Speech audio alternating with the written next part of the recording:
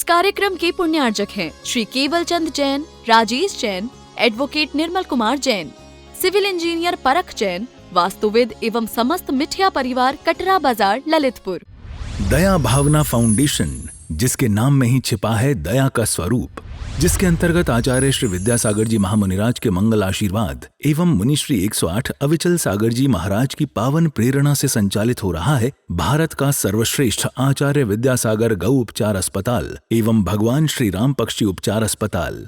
Gwalior Jhansi highway से 110 kilometre, Jhansi Kanpur highway, Jhansi Tikamgarh highway, Jhansi Shivpuri highway, Jhansi Lalitpur highway पर घायल, जख्मी, बीमार, दुर्घटनाग्रस्त गायों का एवं अन्य पशु पक्षियों का उपचार एवं संरक्षण का कार्य फाउंडेशन द्वारा किया जा रहा है। फाउंडेशन का भारत के प्रत्येक 4 लाइन, 6 लाइन एवं अन्य राष्ट्रीय महामार्गों पर प्रत्येक 150 से 200 किलोमीटर के अंतराल पर आचार्य विद्यासागर गौ उपचार अस्पताल संचालित करने का लक्ष्य है। आप भी दया भावना फाउंडेशन द्वारा किए जा रहे सराहनीय कार्य में आर्थिक सहयोग अवश्य प्रदान करें।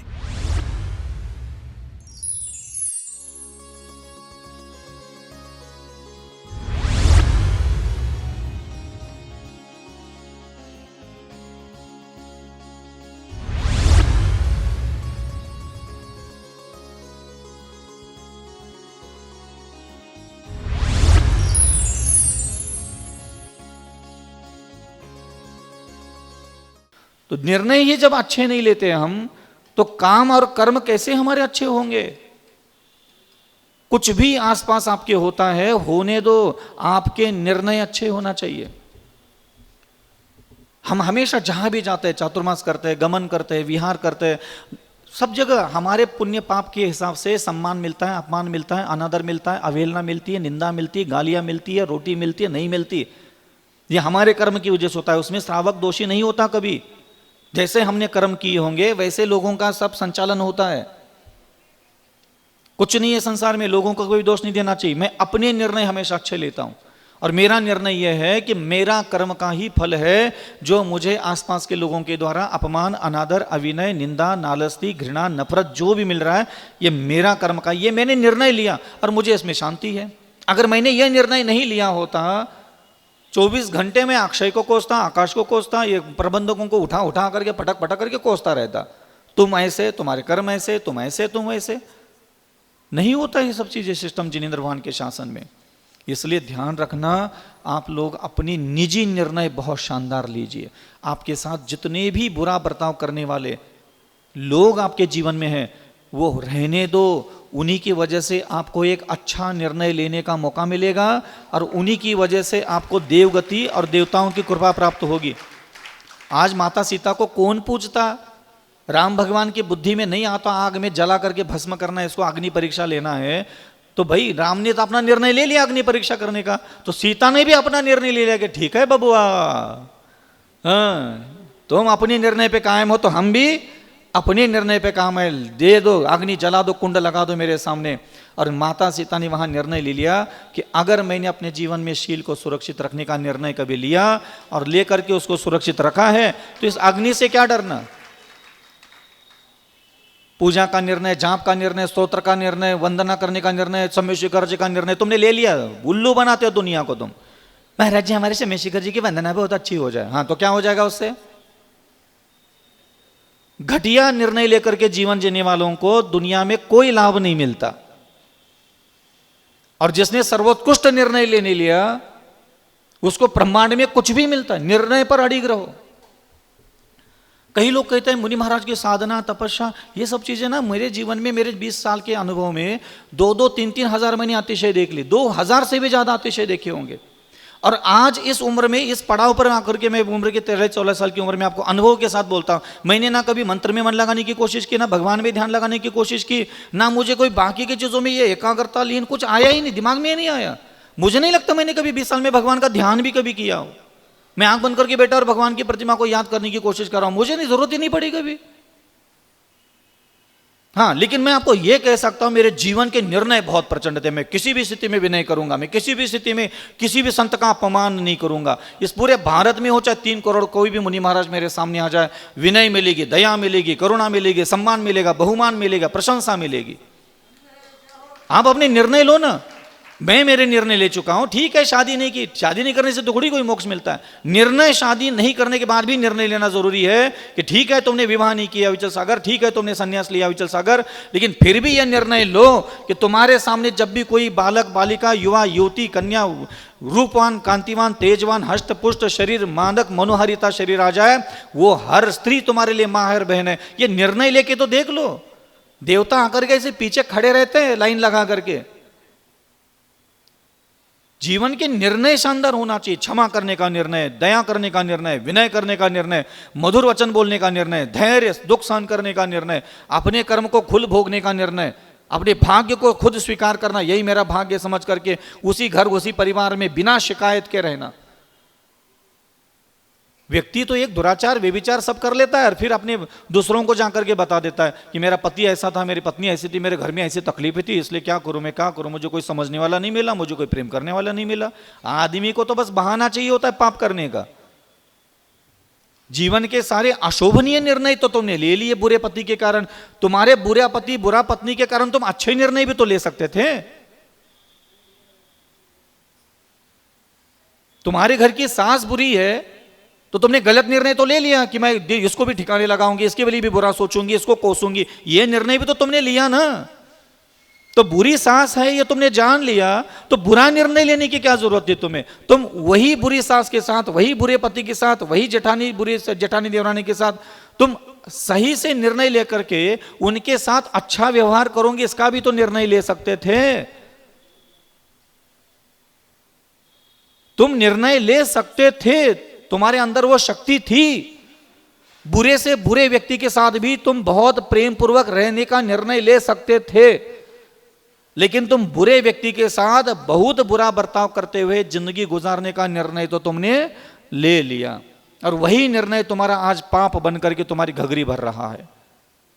तो आदमी अपने निर्णयों का कारण पाप करता है, अपने निर्णयों के कारण ही वह महान बनता है।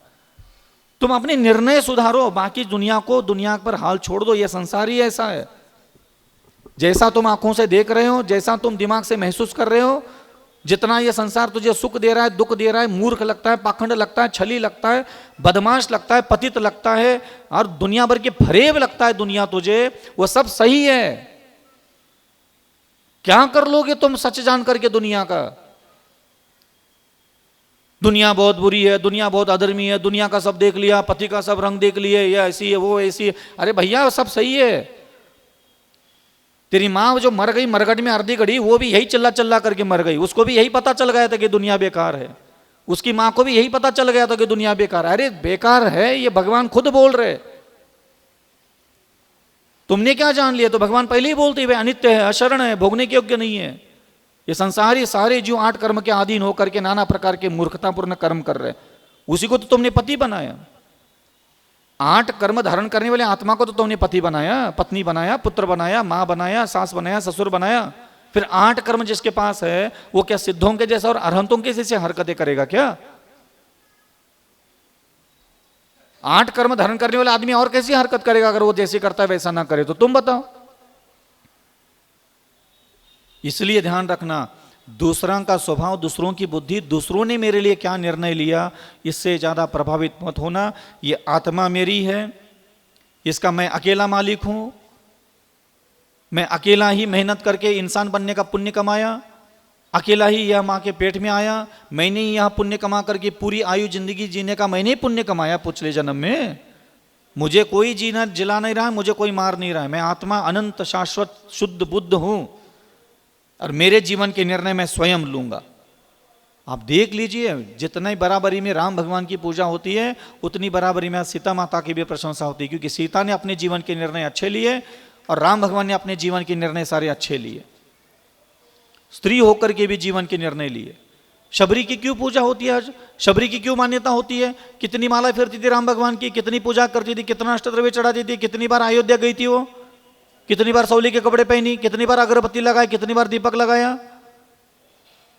क्यों? क्योंकि उसने जीवन का निर्णय लिया था, मैं मेरे पति से भी ज्यादा, पुत्र से भी ज्यादा, सास ससुर से भी ज्यादा, मेरे वैभव धन सुख शांति समृद्धि से भी ज्यादा प्रेम करूंगी। किसे?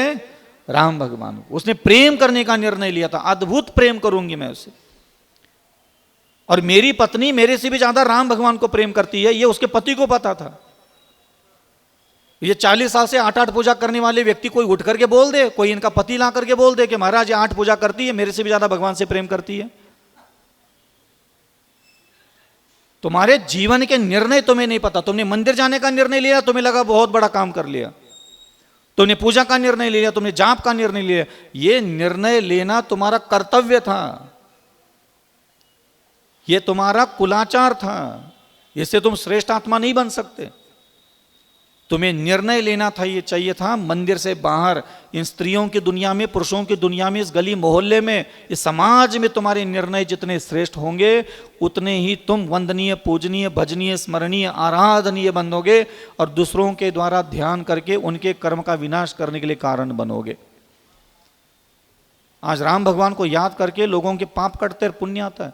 तुम्हारा नाम याद करके किसके पाप कटते, किसके पुण्य आता है? सब नरक जा रहे हैं।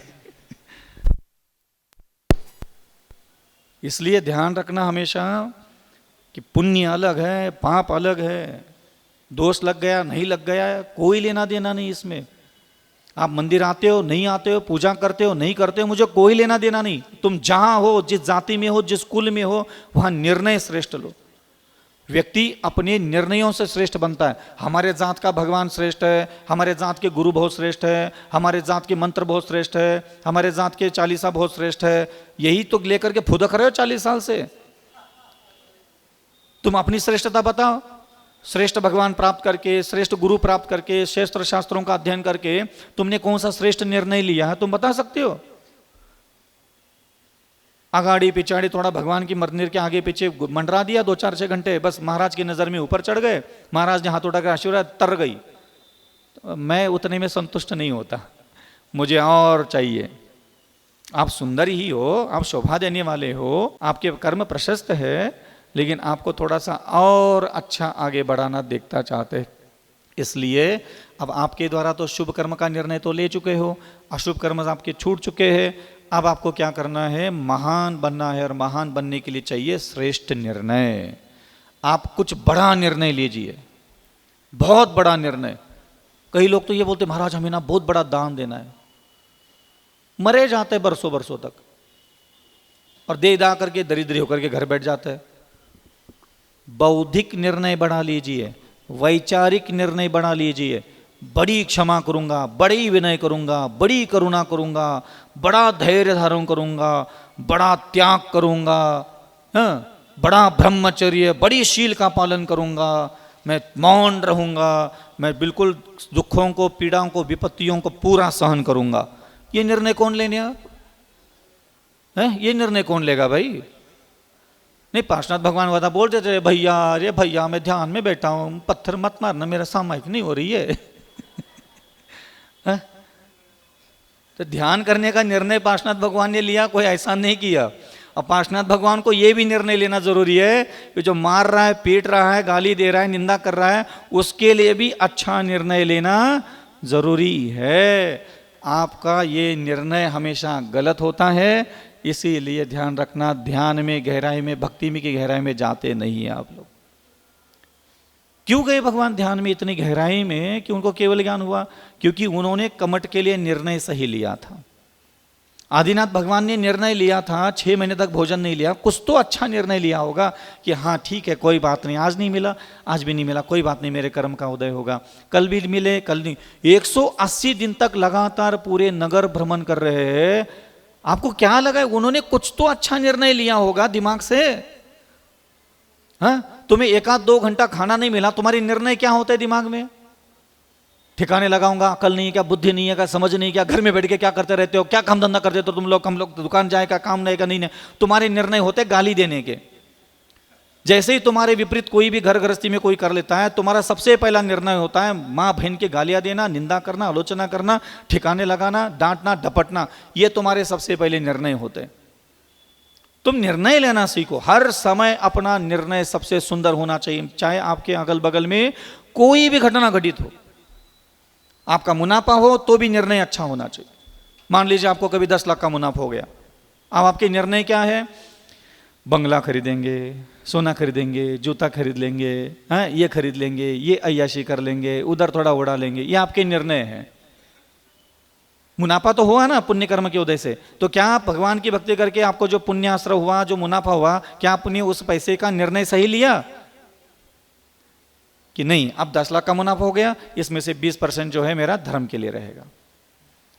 धर्म में क्या आता है? करुणा दान आता है, औषधि दान आता है, आहार दान आता है, पशु पक्षियों के लिए भोजन की व्यवस्था करना है, साधु संतों का हर्ष के चर्या करना है, जिनालय जिनबिंबों का निर्माण करना है। ये निर्णय होना चाहिए आपके, ये निर्णय आपने लिए ही नहीं। तो आप कुछ मत करिए, न मंत्र न स्तोत्र न पूजा न पाठ, तो एक बार चले, लेकिन निर्णय कभी भी वो नहीं होना चाहिए जो जिनेंद्र भगवान के विपरीत होता है।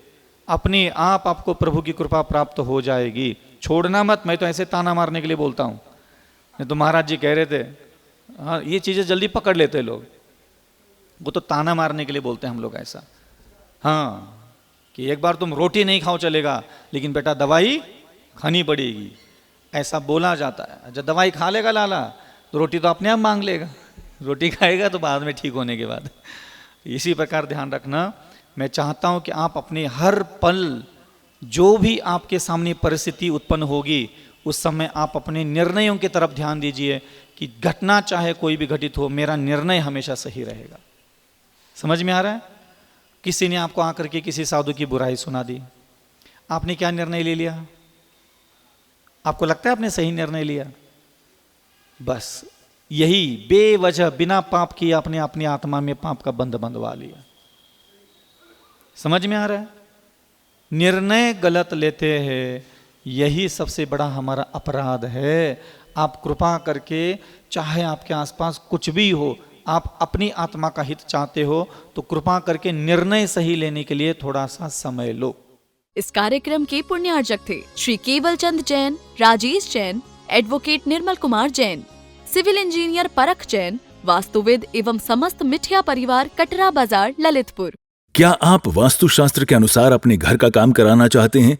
तो आज ही जुड़ जाइए सिविल इंजीनियर परख जैन वास्तुविद से, जो अपने वास्तु ज्ञान से कराते हैं सारा काम। जैसे पुराने घर का वास्तु बिना तोड़ फोड़ कर सही किया जाता है, कॉलोनी का लेआउट प्लान, वास्तु की 16 दिशाओं के अनुसार घर की प्लानिंग, वास्तु के अनुसार 3D एलिवेशन। हमारे यहाँ सारे कार्य वास्तु की 16 दिशाओं और 32 प्रवेश द्वार को ध्यान में रखकर किए जाते हैं। स्थान महाकाली लाइन, कटरा बाजार, ललितपुर। तो देर किस बात की, हर वास्तु से जुड़ी समस्या का निदान करेंगे सिविल इंजीनियर परख जैन वास्तुविद। संपर्क सूत्र 9630845139।